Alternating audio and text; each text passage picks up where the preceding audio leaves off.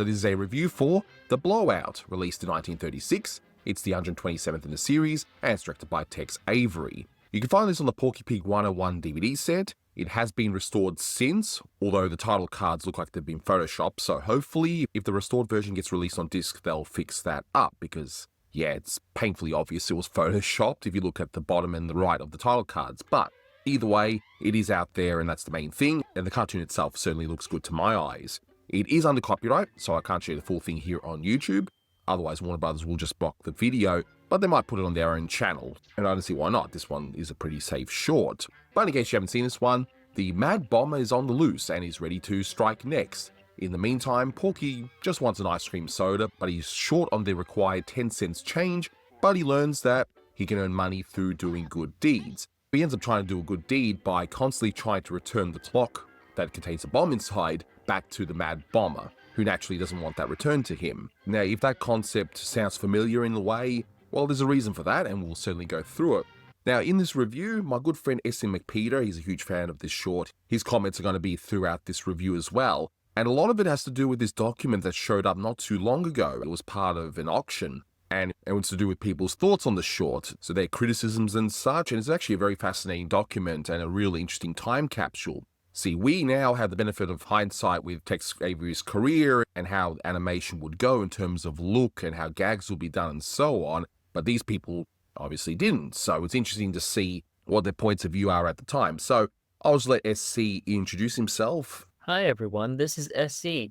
I'm going to be discussing with Anthony The Blowout, released in 1936, directed by Tex Avery, and animated by Chuck Jones, Sid Sutherland, Bob Clampett, Virgil Ross, Cecil Surrey, and possibly Bo Cannon. He was Chuck Jones and Bob Clampett's assistant, and I'm sure that they gave him a scene every now and then, but he becomes a full animator sometime during this year. I think that this is Avery's first true masterpiece, or at the very least classic.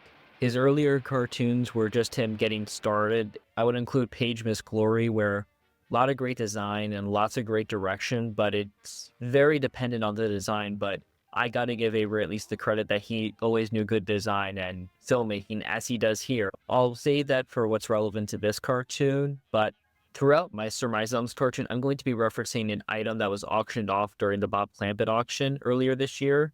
Now, this was utterly fascinating to me. It was a picture report for this cartoon, and I just was amazed at reading this because it shows to me that Avery was, even in his, I think, fourth cartoon now, making cartoons that were better than Jack King and maybe Friz Freleng. Yeah, I would say both directors, absolutely. I assume that this is internal or from exhibitors that were of the Warner theaters that would have been around, but it just fascinated me because it showed some really interesting points made that I believe Avery addressed, and more so, it showed the direction that the cartoons would go. So in terms of trivia, look, the main one here is that this is considered to be the first quote-unquote true Porky short where he's the main star.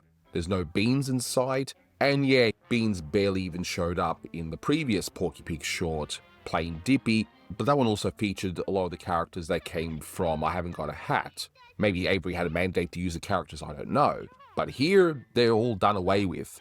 Sure, you could count that one cow character as Mrs. Cudd, because it appears to be the same character model, but honestly, I think it was just, hey, we need a lady in the scene, oh, we've got this cow character, let's just use her, and that's it. They wouldn't have really thought much about it. But yes, I would agree that this could very well be considered the first true Porky short, where they also give him more of a personality too, compared to Plain Dippy.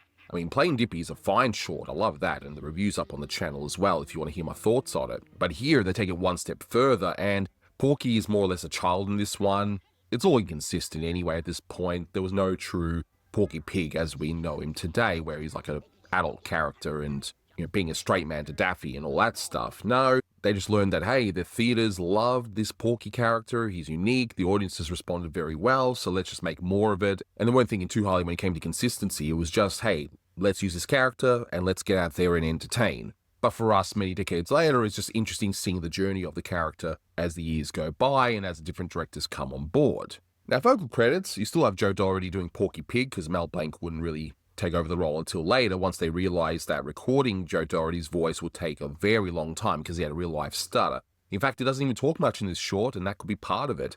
They even use it as a bit of a joke at the end, when Porky's asked what he's going to do with all that money. There's an actor by the name of Joe Twerp that does the voice of a cop and a reporter. And all of this information, by the way, comes from Keith Scott's wonderful Cartoon Voices book, a book that you need to have in your library if you're serious about animation history. And Tex Avery himself does the voice of one of the men that gives money to Porky and also one of the voices on the police radio. He notes Bernice Hansel, but he doesn't say who she does in here. So she might be one of the ladies that you hear, or maybe she recorded something that wasn't used. I don't know, because he would have most likely seen a document of some kind as to who's done what, because he's got no question marks here, which usually means he's found the information showing exactly the people who worked on a short. But the most interesting one is the Mad Bomber, because you've got clearly a male character here, and yet Tex Avery casts a woman in that role, Martha Wentworth. Now, the name may not be familiar, but the voices certainly are, because she's had a prolific radio career and voice acting career. She's done some Mae West impersonations. She plays the mother in I Love to Singer, and she also plays another mother in Pigs is Pigs. But she might be more well known for her roles decades later, where she voices the nanny in 101 Dalmatians for Disney and Mad Madam Mim in The Sword and the Stone, which is kind of funny. She voiced the Mad Bomber here and now Mad Madam Mim in The Sword and the Stone. And apparently her final role was in Mary Poppins, where she does one of the voices in the animated segment. So I would assume that by this point she just retired and lived out her remaining years living the retired life before she passed away in 1974. So watching this short, you may notice a few things. One thing that immediately comes to mind is Droopy, because let's not kid ourselves, this is a similar idea that he would reuse once he goes over to MGM, and he starts off this kind of idea with Dumbhounded, where you have Droopy just showing up whenever the wolf character thinks he's gotten away from Droopy, and up, Droopy's right there. So all of that can be traced way back to this short. And Avery would even reuse this idea in the Looney Tunes as well, where he will do a similar idea in Tortoise Speed's Hair, where the turtle will just show up magically, although there is a logical explanation for that. But what happens in the Blowout is perhaps more similar to what happens in the Droopy, where there is no explanation. The character's just there, and just shows up. But then you compare the two shorts and you can see exactly how far Tex Avery grew as a director, because you'll notice in this one, it is not as fast. We're so used to the later shorts that he directs being so fast and having massive bursts of speed when you have the antagonist trying to escape the main character. Here, it just feels like it's pared way down, but you have to understand audiences at the time would have seen this and wouldn't know what to think, because it's the sort of thing that they likely wouldn't have seen. Maybe the Fleischer Studios that did some similar stuff to this, but if an audience is mainly watching, say, Disney shorts, this sort of thing would have just been mind-blowing. And Avery being Avery, well, over time, he would just refine his technique, and yeah, we get the latest shorts that we all know and love. So a lot of the origins of what he does, you can pinpoint it right here. But what we're going to do is go through the short from start to finish and go through any observations. And as mentioned, I'll pepper in S.E. Mapita's comments in relation to this, and a lot of it is specifically related to that interesting little document that was found not long ago. On a side note, it's interesting that I've had to redo these videos where the original audio commentaries are now their reviews, and this is one of those little happy accidents where in redoing this, and this document came out, we can take a look at that now within. But my goodness, we literally start with a bang.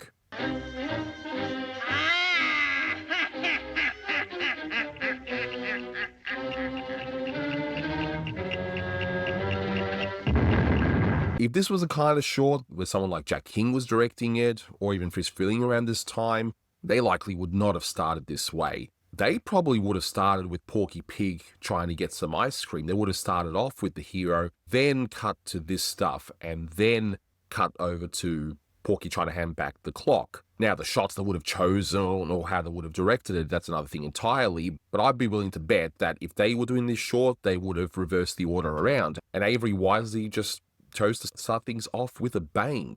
So, as we've been in this cartoon, I found this very interesting that Avery chose to establish the villain and the conflict first. We see this Mad Bomber character set up the time bomb outside of what appears to be a bank, and it blows up. And then we see that there's a $2,000 reward for the bomb quickly. We see all these papers. Time bomb blows up, a $2,000 reward for bomber. Get this fiend, dead or alive.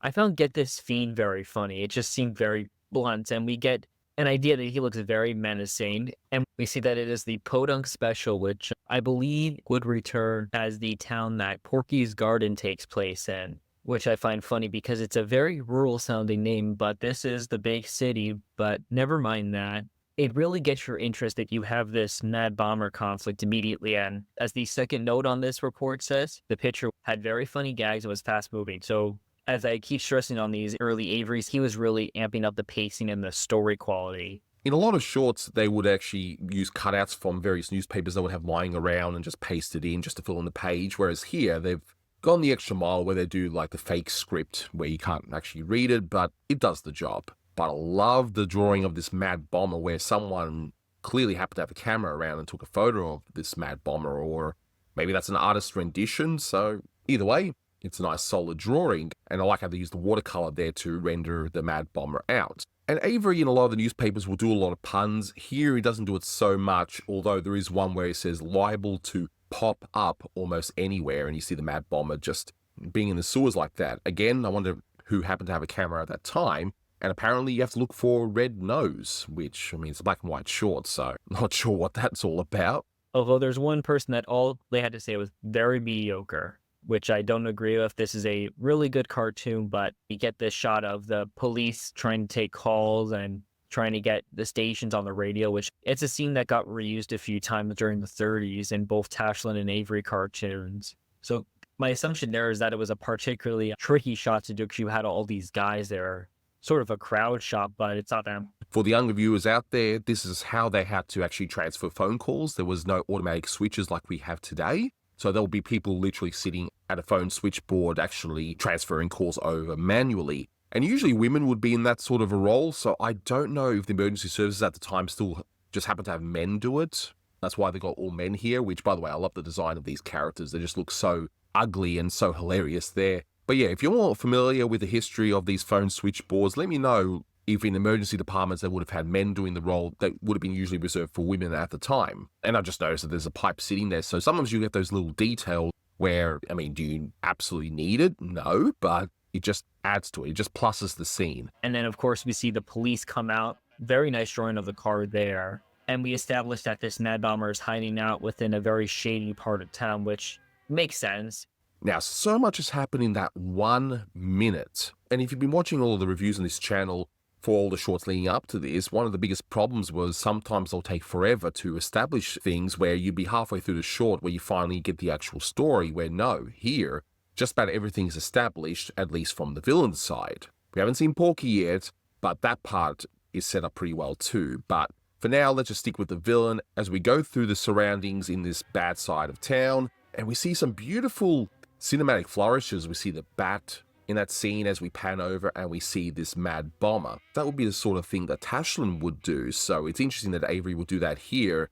Though I did notice that later on Avery would do less and less of that kind of stuff and it would focus more on the gag instead of the cinematic flourish, but hey, I would imagine he's still sort of figuring out his voice in terms of how to direct a short like this. But we get a very, very nice layout where we see him uncloak the bomber, and we see that he's just this ugly fiend. And one thing that's very consistent within the picture reports is that the drawing was not particularly good in this cartoon. I think whenever there is drawing that isn't terribly appealing, it's excusable because at least some of the animators, particularly Cecil Surrey, were still adjusting to the in-house style, but there is some pretty primitive drawing even for the time. I think it's mostly good on the bomber at least, even if the design is a little genuinely ugly without some appeal. The mask around the eye seems a little weird, and we find out how he is doing these bombs with that very nice voice.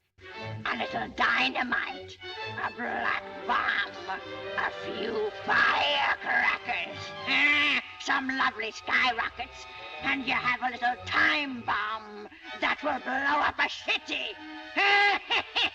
But this Mad Bomber, I love the design, complete with that beard and balding, thick eyebrows, such a beautiful design. Yeah, the design's a little bit inconsistent in this short, I'll have to admit, but the general design though is pretty awesome. And I like the added touch of the shadow. If you look at the shadow, sometimes when the character moves, it looks like horns are on the shadow. I don't know if that was just a happy accident or intentional, but still, it adds to it. And in another bit of cinematic flourish, we see a close-up of this Mad Bomber's hands. And This sort of thing would be more or less done away with anyway, at least on Avery's side, because this would have been really complicated to do because of all those strands of hair on this character's arm. And look at that part with all the gears there. That wouldn't have been easy to animate either. Granted, it's a simple movement, but the fact that they had to redraw that box over and over, well, yeah, Avery would have had to get someone really competent to do that part. And of course, Avery makes it almost creepy by having the hairs on this fiend very realistically rendered, which was a very interesting choice to make, but it got him some criticism on these. Another one reports that the villain should have become a recurring character, which I'm glad they didn't because that is a weird approach, but I really do actually think it's a really good character, but it's not something that you should work in more. But as one reporter who seems to have not had the easiest way of tracking says, the bomber changed in drawing so much that he not had the black coat and hat on, one would have lost track of him. I kind of agree that it's a little hard to when separating the character designs with and without the clothes, but it still works, I think, because you see all this bombing and then you see him establish it. But as he makes the bomb, it's a very interesting call that Avery must have made. They go out of their way to do as little lip sync as possible on the Mad Bomber, and I don't know why that was. And part of my suspicion is that because of all the talking with Porky, or throughout the rest of the cartoon, they wanted to cut down on animating lip sync. But the only other reason I could come to was perhaps rushing it, or maybe even trying to do something to establish them as more sinister. But as one of them notes, the purpose of the cartoon is to bring life imaginative characters. This illusion was lost by covering the demon's face when he spoke. It gave the impression that a commentator was describing the demon's actions on screen. The demon's voice was lousy. It sounded too pansy. That part I disagree with because I still think the voice is very fitting, as well as the comment, Porky looked like Flip the Frog. I don't see it. Maybe they were thinking the bomber. There's a few other notes here on this page that the voices just don't mesh. Like, the speaking voices don't fit in with the characters. The bomber's voice was too babyish. But I think having the villain be a little babyish and a little weird works, as they establish this time bomb that would blow up a city. I can't get this sort of female read on that. And our Mad Bomber is certainly proud of himself, as we see one of my favorite bits of animation in this short, even though it's a little bit on the cruder side, but how he just gets the robe and just does that dramatic flourish and is out to figure out where exactly he's going to strike next. I like that it is north, west, south, and a B. Now, I know this part was done for dramatic purposes, but can you just imagine someone slinking around just covered head to toe in black like this, and you just think, oh yeah, that's a perfectly normal person doing a perfectly normal thing, you know? I just love the animation there and just how over-the-top dramatic it is. So we see him sneak out and make his move. Really great animation here, and you really do get to believe this is a full human, but I can kind of see the point made about the lack of lip sync, which is a very strange call.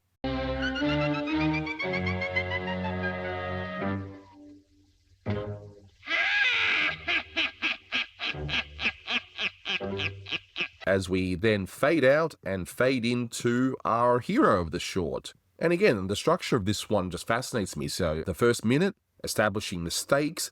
Second minute, establishing what the villain's going to do. Now we're going to spend the next minute establishing what the hero's going to do. So we see Porky at the window. And again, he's a child in this one now. There was no consistency, but his design has been somewhat refined a little bit from plain Dougherty, because again, they still haven't done a proper model sheet. You'll see that there's so many inconsistencies throughout the next few years for Porky Pig, not just in personality, but in look as well. Now, almost 2 minutes into this cartoon, including the titles, we get to establish Porky now. So it was really daring of Avery to focus on the villain so much, but it works here because it's telling a great story. So we get Porky, who wants an ice cream soda, but can't afford one, which we don't know right away. All we see is that Porky gets a little sad when someone finishes the ice cream soda in full. We already established with the sign that it's 10 cents, but Porky seems to think that it is 5 cents. I guess prices have gone up. Yeah, I wish ice cream sodas cost that much, but to be fair, with inflation, that cost would be higher today. And later on, we'll let you know exactly what that cost should actually be if we were just taking into account inflation and nothing else. But I like how we zoom into this shop and we see this wonderful layout of this ice cream soda being drunken. And as the foam goes down, we see Porky's face, looking immediately happy and then just drooping really sad. Now, I was reading up that according to Mark Kausler, who is an expert in identifying animes and such, a lot of this stuff is Bob Clampett. There's always going to be that minor possibility of error, but that's who he believes animates this scene. But regardless, the drawings here are just so appealing. They're so simple and yet so charming, and you actually feel sorry for Porky, like, oh, like if you were in the audience at the time, you'd almost be saying, oh, I'll give you the extra 5 cents so you can get yourself an ice cream soda. 5 pennies, just enough for an ice cream soda.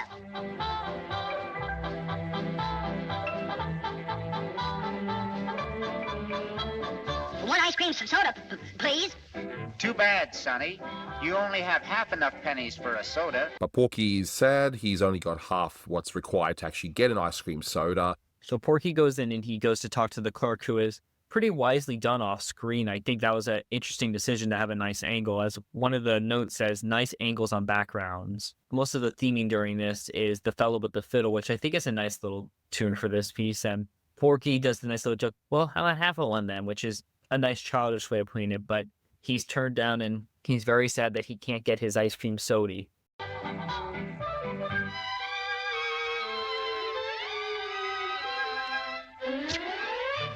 Well, how about a half of one then? I'm sorry.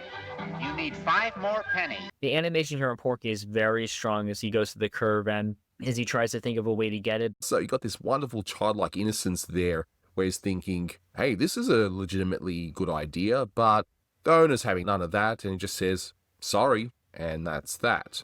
And I've always loved the cartoon logic where Porky's not wearing any pants, and yet somehow he has a pocket that just happens to magically appear to put his money. Always loved that. One of the reviews says that he jittered during this, which I don't really see. I was trying to see if there were any cell shot order, but the only thing I can really say is that when Porky turns his head around, there's a nice like smear of sorts, which is really nice. And he's giving back the man his cane. The man, voiced by Tex Avery, goes, "Thank you, little man. Here's a penny for you." Which gives Porky a great idea, and we get this nice little character piece of Porky very excitingly putting the pennies in his pocket.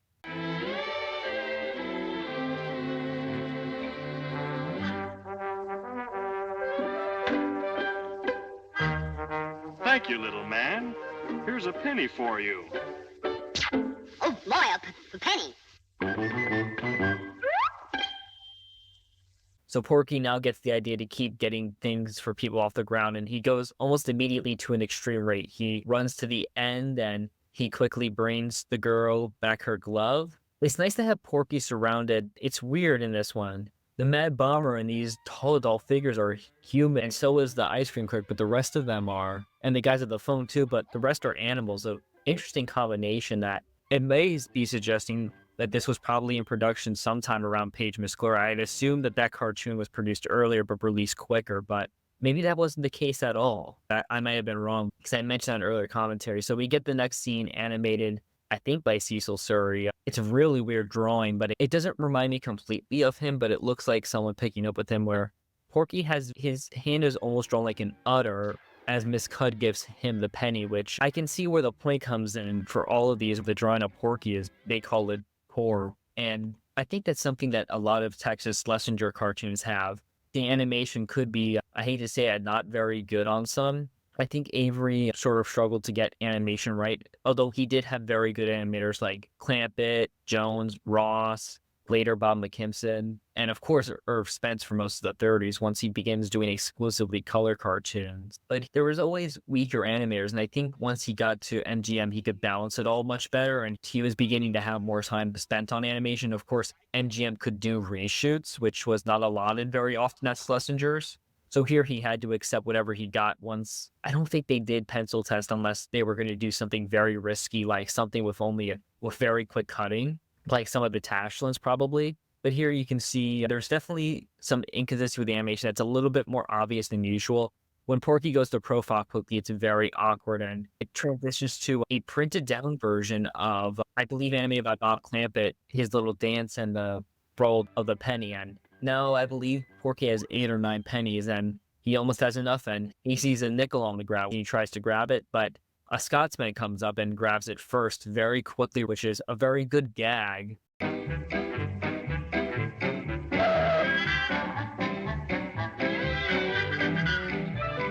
Some of them think that this was way too funny, though, I'd say. As the third one in the first paragraph written here, Scott's character good enough to work a picture around, lots of opportunities for gags. I think that would just be too stereotyped if they did that, but to each his own. And I think you're beginning to see where I'm coming from, where it's just really well paced. We're getting through this quickly. And as one of them says, why not let Termite Terrence do all the Looney Tunes? They do a much better job of them. Sorry, Jack King fans, but I have to agree. And I found this interesting. One of the ones right above that. Didn't care much for the way the pig was drawn, but otherwise I thought this is a top black and white. It goes to prove that an audience will be more generally pleased with an interesting story than a concoction of spot gags like Boom Boomy. So clearly people did not enjoy Jack King's cartoons, and I have to think Schlesinger knew that very well. He just couldn't find what worked for a while, and I just feel bad in that case, because I'm sure everyone here at this point that has been a regular listener knows my feelings on Jack King. And just to tie this back up to the Scotsman, everything about the villain was plenty good. Always enjoy Porky. He should be a feature character. The gag with the Scotsman is good. I hope that person really enjoys Porky, because Porky takes over the series within a few months to the point where they begin branding them all with Porky in the name, which was something that they did for Magoo. They did sometimes with Mickey. They did that with some characters. They didn't do that with Popeye, interestingly, I guess, because you always have that big sailor opening to know that it's him. But the animation of Porky being so joyed at earning that 1 penny, along with the musical cue, just is fantastic. And again, he's got that magical pocket that just happens to appear. I like the fact that one of the frames, if you look at his right hand, it looks like there's the construction line circle there. No, I don't watch these things frame by frame, but sometimes I'll discover happy accidents like that when I'm scrolling through the short like that. And then there's that one split shot of Porky looking all smug, thinking that ice cream soda is as good as mine. And that all builds up to Porky finding 5 cents on the ground, which works out perfectly. If he gets that, he could have his ice cream soda right now, since he already had the half. But we get that stereotypical Scottish joke, the whole frugal Scottish trope, complete with the fact that this is a literal Scottish terrier too. But Porky just, I suppose, shrugs it off and just continues on doing what he's doing, where we move over to the Mad Bomber slinking around, as we've established before, going to the Blot building. I couldn't quite find the reference to the Blot building. If that's a reference to a particular building, definitely let me know in the comments. But we're 4 minutes in and everything's established now, the entire story, and it was all done in a very entertaining way, something that was definitely lacking in a lot of the Jack King shorts and a few of the Frisch Philly shorts, although by this point he is actually getting better and better. So the bomb clock is set down and Porky now gets the idea, hey, you've dropped something.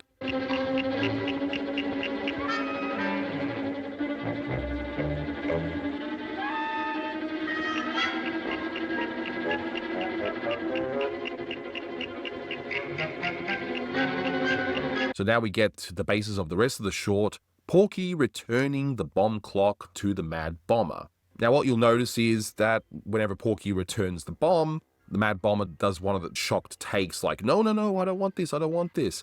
Mark Hauser notes that a lot of those wild takes were done by Chuck Jones, who, let's face it, is not particularly well known for doing such things. He is more better suited to doing the more cutesy stuff. So it's kind of funny, you got Bob Clampett doing the cutesy stuff in this one and Chuck Jones doing the wild takes in this as well. Now, Avery, of course, would do this sort of scene much better later on, but once again, audiences would not have seen anything like this before, so it's interesting to see how some of the tropes in Tex Avery shorts begin. Now that we've established that Porky finds that if he grabs something off the ground and gives it back to the owner, he gets a reward. So that's exactly what Porky does. He grabs the bomb and he gives it to the man. And that's a really great scene where he sees the bomb and he screams. Really funny, maybe not terribly loose, but funny. So the pace of the short really kicks up a notch, where you've got a whole scene involving a street where Porky is just dashing along behind the Mad Bomber trying to return the clock. And we see the bomber go into this garage. And this is definitely Cecil Surrey here. And it's very loose, rubbery, sort of, but it's kind of crude drawing. I can see where, again, these complaints are coming from, because it's pretty awkward and obvious that it's different animators and he had a more difficult time adjusting to the house style. But we get that great garage gag where, of course, it's only one side. Porky comes in. So a lot of this is relatively normal, quote unquote, because we see Porky actually chasing after the Mad Bomber in order to return the clock to him. But then Avery does something a little different. He now makes Porky do the impossible. So he starts off normal, now it's the impossible. So we see a sign, Looney Tune Tonight, in the background, which is a nice little touch. I always enjoy when they put that in. The Mad Bomber races up the stairs, thinking he's gotten away from this Porky Pig character who, to be fair, looks like he'd be too slow and fat for this kind of thing. Nope, he's already up on the roof, and the Mad Bomber zips back down. So I think more thought and, of course, just having more fun on these cartoons was happening. And as soon as we get up there, Porky is just waiting, which really bold for Avery, even when he was sort of starting to build up himself as a filmmaker rather than just gag to gag. It was bold to just have Porky already up there and really funny. So immediately we see him go back down. Of course, a lot of this timing here would get trimmed in later years because this got remade as Dumbhounded and then Northwest Hounded Police. So this story and this idea clearly meant a lot to Avery. And I have to suspect that maybe it was because he may have felt that it really was his first successful character picture with Porky. And it is a very good cartoon at that. I really do love this one. But in a weird bit of staging, the Mad Bomber tries to go to the left of the screen, but Porky's right there. He doesn't even realize it at first. So he drops down to the sewer, and I love the detail of the sewer, by the way, with all the stuff in the background, which, as the shorts go on and throughout the decades, those sort of details would end up getting really toned down, but it's a nice touch here. So we're in the sewer, and we get Porky showing up where we just see the eyes, and we see that this is one of those glow-in-the-dark clocks. A lot of those old-fashioned alarm clocks, some of them would actually have a glow-in-the-dark feature on the front, so you can sort of see the time at night, which makes total sense, right? So that's what that's playing up on. So we go to the sewers, which gets highlighted as being really well executed. It's something that struck me because it was daring to have the joke in the dark and have that. I think a more incompetent director like Jack King would have shown Porky or the Bomber light up a match to just make sure that it's obvious to all of us that it is Porky, even though we can see the eyes and the clock, which is rendered very well on white. So we see this happen, and immediately he's on the other side, which is very funny. And we get this great layout where he goes to hop in the sewer again. Porky hops to get him, and then we get the safety zone where it's put over the sewer, but we already see Porky has gone up. And again, we see more avoiding of lip sync where we see just some mouth opening on the villain while he does this, but it's not really directed until we get the fourth wall break where he addresses us, whether you people like it or not, but we see Porky grab on it. It's a little cut short, but we get the idea that Porky's still following and the villain doesn't know. Now I'll fix the little pest so he'll be blown to pieces, whether you people like it or not. What I really love is throughout all this madness, it's dragged the villain all throughout the city that they probably don't know where they are anymore. So it makes this feel less contrived that, of course, the police begin to see the bomber and they chase after him. So now we get the origins of another trope after seeing this wonderful cinematic shot of like a 3D type landscape where we see the point of view of the police officers chasing down the Mad Bomber. Which is a very well executed scene. So the bomber is screaming and running away while Porky is rolling around. It's a really nice cycle. And then we get the animated shot of them running on the street, which they recognize that the kid has a hold of a bomber and he has got plenty of nerve to mess with a mug like that, which sound like staff voices to me. But if you want to know the origins of the whole multiple door gag that Tex Avery would do, well, here it is. But as you can see, it's much slower than what would happen later on and much less extreme. Still, it's a nice way to start. And that was cut much more precisely in Northwest Hounded Police with the bomber locking all the doors, but great exaggeration, I have to add. It really was a great note that he added the multiple doors even this early. I really got to appreciate that, again, Avery is taking this cartoon and really building, maybe not making it completely funny, but making it very cinematic and very well thought out, which it's really ahead of itself. I only think that the Popeye cartoons were doing some of this storytelling and the Disney cartoons too, but in a different way. But I'm just glad they had a visionary like him. And it's also a great benefit that the final door has multiple keyholes. So the cops are waiting outside and he has locked up this door, but it's all for nothing because we hear the clock clicking again. So we know Porky's there and the villain finally finds out. And what does he do? He runs into the police van by mistake. And we get that wonderful topper of Porky finally doing his good deed and putting the actual clock bomb, where there's now smoke coming out of it, by the way, so it's pretty much ready to blow. Away!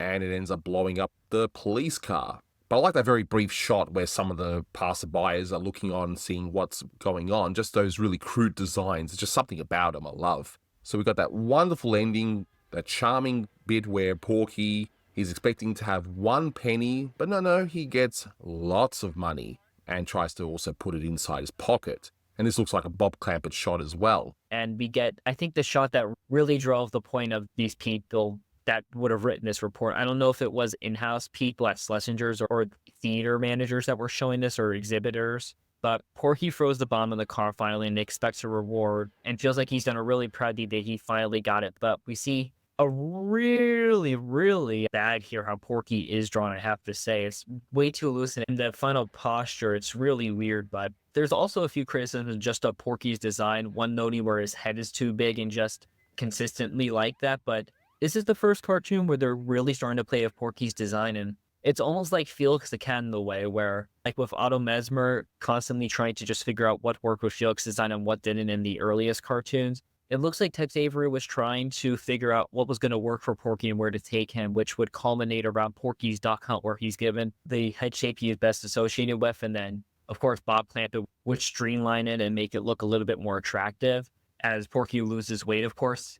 You'll remember in the previous cartoon with Porky and Avery that he had a much fatter body compared to his head. So here they're balancing it a little bit, but I think it was smart to also make him a little taller as well. But we see after some of that crude drawing that the bomb is just going off in the police car, but it's still going along, which I find funny. And we get this really great scene, I must say, where Porky, he still is treating this like all of his pennies, and he gets knocked out by the bag. The bag almost immediately disappears, and we see all the pennies fly on the floor, the dollar coins maybe, but again, we get the emphasis of $2,000 he has, and we get a human asking him when he's going to do his reward, and I really love how Porky begins to open up to say what he's going to do, and he stutters it, and we don't even see him finish the sentence.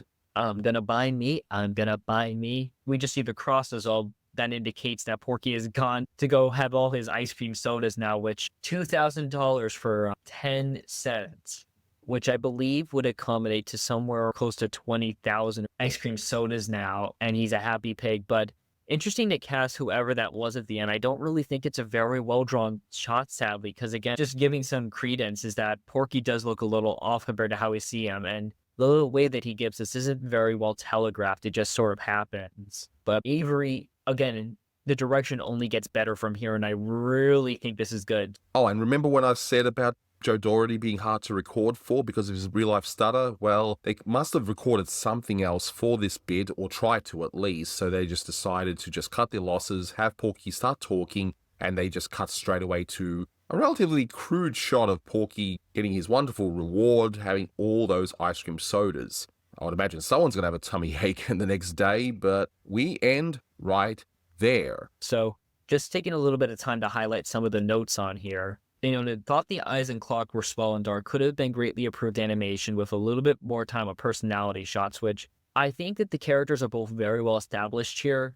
I think that's more of the expectation because this was still in the Disney era. This was pre-Snow White, of course, but I also found this was funny. Porky didn't match when he was outside window, so some very big nitpicking on the animation, but I'm kind of inclined to agree, but Porky drawn badly in places, poor animation spots. However, this is an entertaining picture. Yes, I think I've established that well, but definite story plot helps a lot. Characters a little poor in some places. Good comedy, speed gags very good, animation could be better.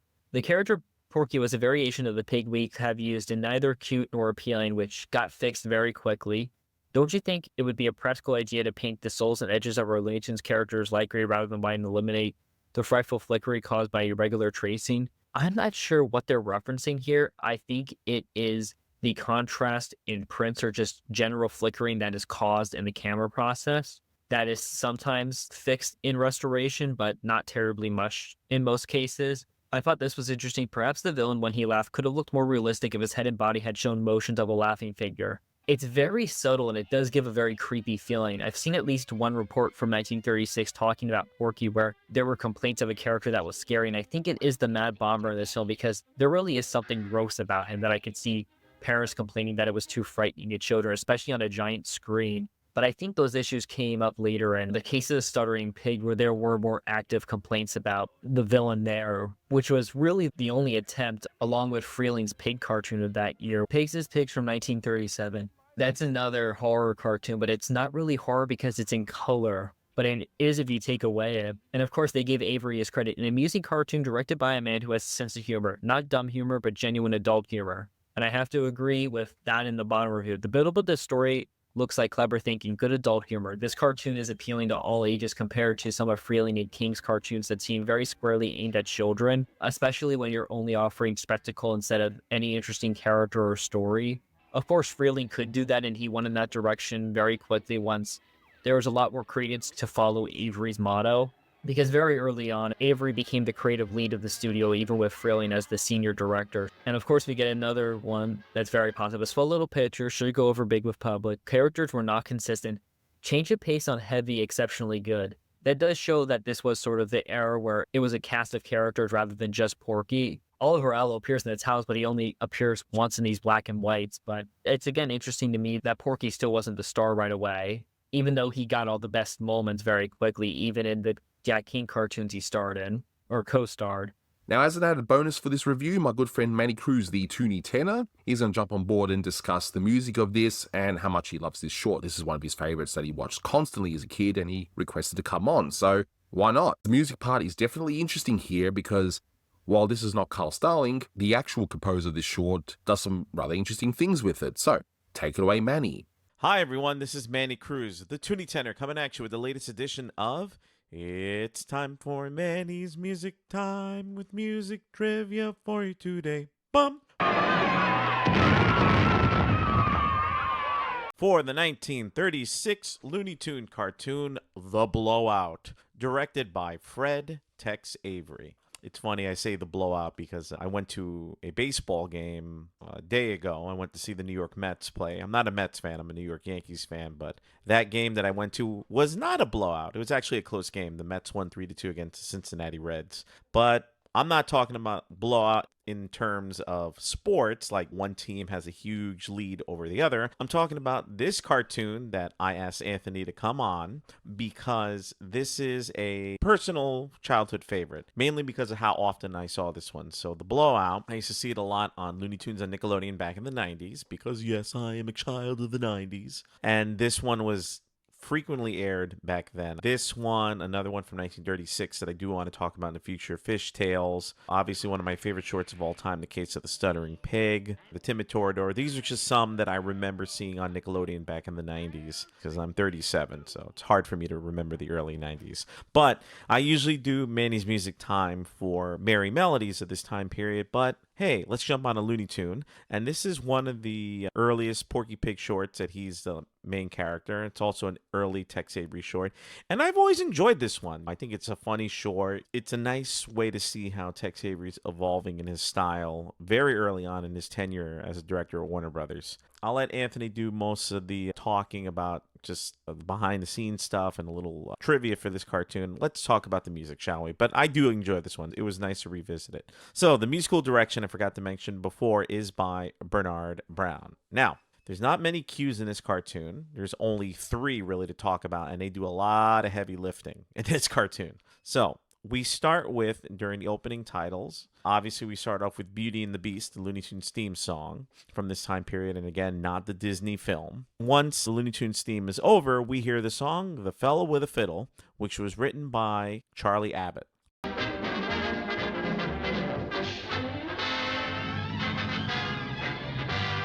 Now, I believe this is the first time that you hear The Fellow with the Fiddle in a Warner Brothers short, but I'm going to save talking more about this one when I get to the Merry Melody of the same name, directed by Friz Freleng in 1937, so I'm not going to talk about it too much. But this song is pretty important in this cartoon because it serves as Porky's theme song. You hear a brief snippet of it during the opening titles, and you hear a lot of it in the scene where Porky is admiring the ice cream soda float.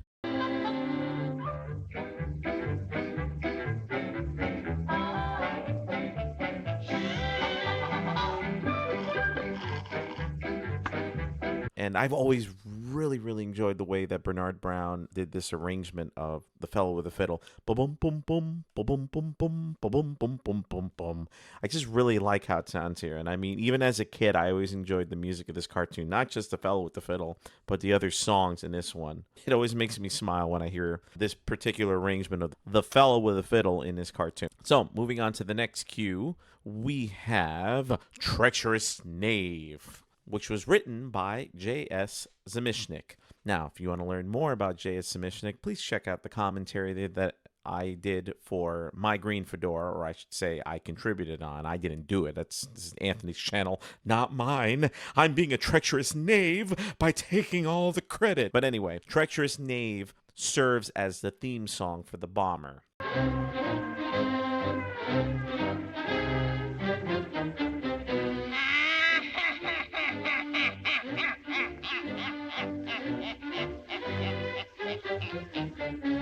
So Porky has Fellow with the Fiddle, the Bomber has Treacherous Knave. And I've always enjoyed this particular Zemishnik piece. There was a recording that I got years ago that I had it on iTunes of this particular song. And I was like, oh, I learned this from a Looney Tune cartoon when I was a kid. Oh.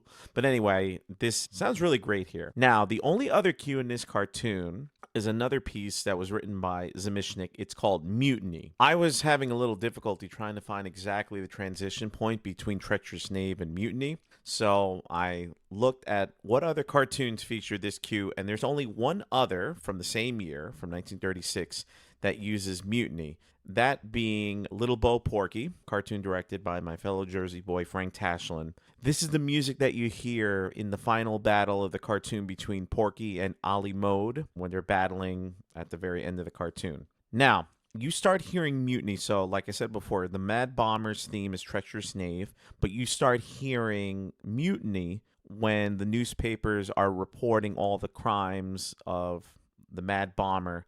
Extra, extra, all about the building, all about the blow-up. The big bomber blows up building. Extra, read about it. And you hear Mutiny once again later on in the cartoon when Porky starts chasing after the bomber, innocently trying to return the Mad Bomber's clock. For the rest of the cartoon, almost the entirety of the ending of the cartoon, the third act, you hear Mutiny. Bum-ba-da, bum-ba-da, bum-ba-da, bum-ba-da.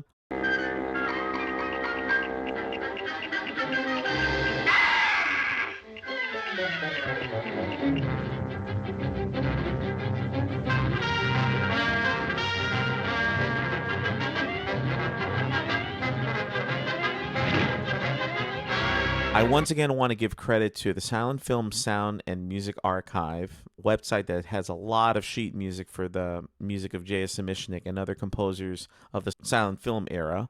And I want to shout out again to one of my professors from grad school, Dr. Kendra Leonard. She's responsible for this website. And I wanted to double check some of the notation, or I wanted to look at some sheet music for this particular song, and I managed to find it on this website. And it's kind of cool too, because I enjoy being able to hear the music and also look at the sheet music at the same time. And it helped make my life a little bit easier when I was trying to listen to it in the cartoon. It even says it's in cut time. Furioso is the tempo marking, so it's pretty quick. So Mutiny originally came as part of the Sam Fox Photoplay Edition Volume 5. So it was a compilation of pieces of music that J.S. Zemishnik would write for silent film organists to use this music for a particular, type of movie or short. So for example, number 1 in this particular volume is Through the Fog, and in quotations or parentheses it says night, quiet nature scenes. So if you're the organist, you're like, this is a type of song that would be great for a night scene or whatever. Oh, look at that. Number 2 is Traffic, street or animated scene.